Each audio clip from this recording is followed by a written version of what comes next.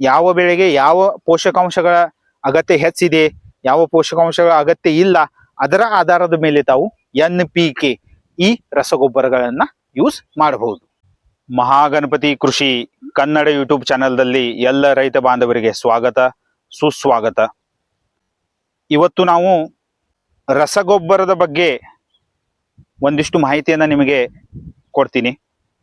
ಈಗ ರಸಗೊಬ್ಬರವನ್ನ ತಾವು ಯೂಸ್ ಮಾಡ್ತೀರಾ, ಕೃಷಿಯಲ್ಲಿ ರಸಗೊಬ್ಬರದ ಅವಶ್ಯಕತೆಯು ಹೆಚ್ಚಿರುತ್ತೆ. ತಾವು ಯಾವುದೇ ಕೃಷಿಯಲ್ಲಿ ತಾವು ರಸಗೊಬ್ಬರದ ಉಪಯೋಗವನ್ನ ಮಾಡ್ತೀರಾ. ಈಗ ರಸಗೊಬ್ಬರದ ಕಂಪ್ಲೀಟ್ ಮಾಹಿತಿ ನಿಮಗೆ ಗೊತ್ತಾದ್ಮೇಲೆ ತಾವು ರಸಗೊಬ್ಬರವನ್ನ ಆರಾಮಾಗಿ ಉಪಯೋಗಿಸಬಹುದು. ಹಾಗೂ ರಸಗೊಬ್ಬರದಲ್ಲಿ ಯಾವ ಯಾವ ಪರ್ಸೆಂಟೇಜ್ದಲ್ಲಿ ಪೋಷಕಾಂಶಗಳು ಇದಾವೆ ಅದರ ಮಾಹಿತಿ ನಿಮಗೆ ಗೊತ್ತಾದ್ಮೇಲೆ ತಾವು ರಸಗೊಬ್ಬರವನ್ನ ತುಂಬಾನೇ ಚೆನ್ನಾಗಿ ಉಪಯೋಗಿಸಬಹುದು. ಈಗ ಇವತ್ತು ನಾನು ನಿಮಗೆ NPK ಇದರ ಬಗ್ಗೆ ಮಾಹಿತಿಯನ್ನ ಕೊಡ್ತೀನಿ. ರಸಗೊಬ್ಬರಿನ ಚೀಲ ಇರುತ್ತಲ್ಲ, ಆ ಚೀಲದ ಮೇಲೆ NP ಮತ್ತು K ಈ ತರಹ ಬರೆದಿರ್ತಾರೆ. ಆಗ ನಿಮಗೆ N ಅಂದ್ರೆ ಏನು, P ಅಂದ್ರೆ ಏನು ಹಾಗೂ K ಅಂದ್ರೆ ಏನು ಇದರ ಮಾಹಿತಿ ಗೊತ್ತಿರಬೇಕು. ಅದರ ಮಾಹಿತಿ ತಮಗೆ ಗೊತ್ತಾದ್ಮೇಲೆ ತಾವು ರಸಗೊಬ್ಬರವನ್ನ ಯಾವಾಗ ಯೂಸ್ ಮಾಡಬೇಕು, ಯಾವ ಪ್ರಮಾಣದಲ್ಲಿ ಯೂಸ್ ಮಾಡಬೇಕು ಅದರ ಕಂಪ್ಲೀಟ್ ಡೀಟೇಲ್ ನಿಮಗೆ ಗೊತ್ತಾಗತ್ತೆ. ಅದಕ್ಕೆ ಇವತ್ತು ನಾವು NPK ಇದರ ಮಾಹಿತಿಯನ್ನ ಕೊಡ್ತೀನಿ. ಈಗ ಇದರಲ್ಲಿ ಎರಡು ಭಾಗಗಳಿದಾವೆ. ಒಂದನೇದು ಹೆಸರು, ಪೋಷಕಾಂಶದ ಹೆಸರು, ಇದು ಒಂದನೇ ಭಾಗ. ಹಾಗೂ ಅದನ್ನ ಸಾಂಕೇತಿಕವಾಗಿ ಅಥವಾ ಸಿಂಬಾಲ್ದಲ್ಲಿ ನಾವು ಯಾವ ತರ ಬರಿತೀವಿ ಅದು ಎರಡನೇ ಭಾಗ. ಈ ತರಹ ಎರಡು ಭಾಗಗಳು ಇದರಲ್ಲಿ ಇದಾವೆ. N ಅಂದ್ರೆ ನೈಟ್ರೋಜನ್ ಅಂತ ಅರ್ಥ. ನೈಟ್ರೋಜನ್ ಎನ್ನುವ ಪೋಷಕಾಂಶವನ್ನು ನಾವು N ಅಂತ ಹೇಳಿ ಬರಿತೀವಿ. ಆಮೇಲೆ ಫಾಸ್ಫರಸ್ ಎನ್ನುವ ಪೋಷಕಾಂಶವನ್ನು ನಾವು P ಅಂತ ಹೇಳಿ ಬರಿತೀವಿ. ಆಮೇಲೆ ಪೊಟ್ಯಾಶ್ ಎನ್ನುವ ಪೋಷಕಾಂಶವನ್ನು ನಾವು K. ಈ ತರಹ ನಾವು ಇದಕ್ಕೆ N, P ಮತ್ತು K ಈ ತರಹ ನಾವು ಯೂಸ್ ಅನ್ನ ಮಾಡ್ತೀವಿ. ಈಗ 10, 26, 26 ಈ ಒಂದು ರಸಗೊಬ್ಬರದ ಚೀಲ ಇದೆ ಅಂತ ತಿಳ್ಕೊಳ್ಳಿ. ಅದರಲ್ಲಿ NPK ಅಂತ ಹೇಳಿ ಬರೀತಾರೆ. ಕೆಳಗೆ 10, 26, 26 ಈ ತರಹ ಬರೀತಾರೆ. ಇದರಲ್ಲಿ ನೈಟ್ರೋಜನ್ 10% ಇದೆ, ಫಾಸ್ಫರಸ್ 26% ಇದೆ, ಹಾಗೂ ಪೊಟ್ಯಾಶ್ 26% ಇದೆ. ಇದು ಪೋಷಕಾಂಶಗಳ ವಿವರ. NPK ಅಂದ್ರೆ ನೈಟ್ರೋಜನ್ 10%, ಫಾಸ್ಫರಸ್ 26%, ಪೊಟ್ಯಾಶ್ 26%. ಈಗ ನಿಮಗೆ ಅರ್ಥ ಆಯ್ತು.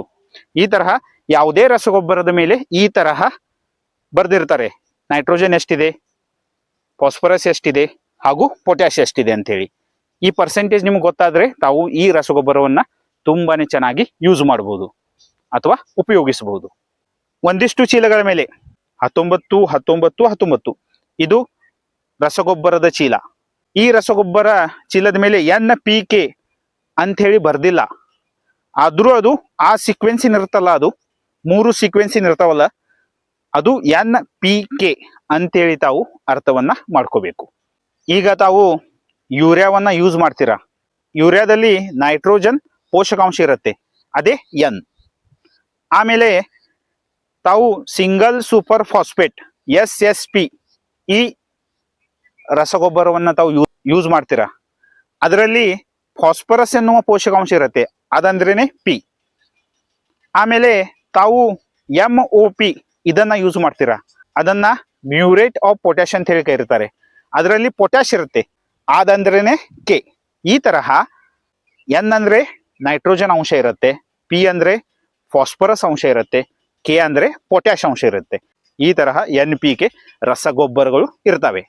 24, 24, 00 ಈ ಫರ್ಟಿಲೈಸರ್ದಲ್ಲಿ 24% ನೈಟ್ರೋಜನ್ ಇದೆ, 24% ಫಾಸ್ಫರಸ್ ಇದೆ, 0% ಪೊಟ್ಯಾಶ್ ಇದೆ. ಈ ರಸಗೊಬ್ಬರದಲ್ಲಿ ಪೊಟ್ಯಾಶ್ ಪೋಷಕಾಂಶ ಇಲ್ಲ.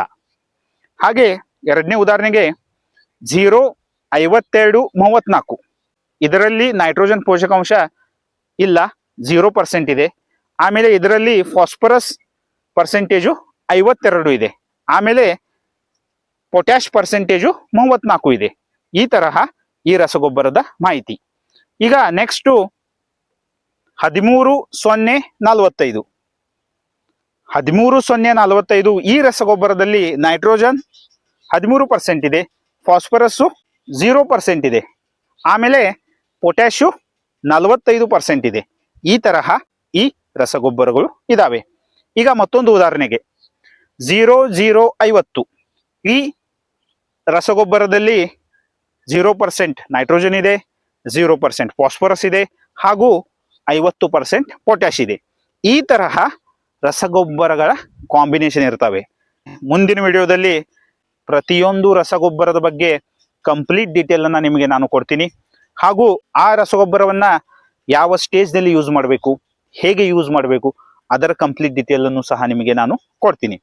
ನೈಟ್ರೋಜನ್ ಘಟಕವನ್ನು ನಾವು ಎನ್ ಅಂತೇಳಿ ಬರಿತೀವಿ, ಫಾಸ್ಫರಸ್ ಘಟಕವನ್ನು ನಾವು ಪಿ ಅಂತೇಳಿ ಬರಿತೀವಿ, ಆಮೇಲೆ ಪೊಟ್ಯಾಶ್ ಎನ್ನುವ ಘಟಕವನ್ನು ನಾವು ಕೆ ಅಂತ ಹೇಳಿ ಬರಿತೀವಿ. ಇದನ್ನ ಈ NPK ನೈಟ್ರೋಜನ್ ಫಾಸ್ಫರಸ್ ಪೊಟ್ಯಾಶ್ ಈ ಆರ್ಡರ್ ಅನ್ನ ತಾವು ಸರಿಯಾಗಿ ಗಮನವನ್ನ ಕೊಡಬೇಕು.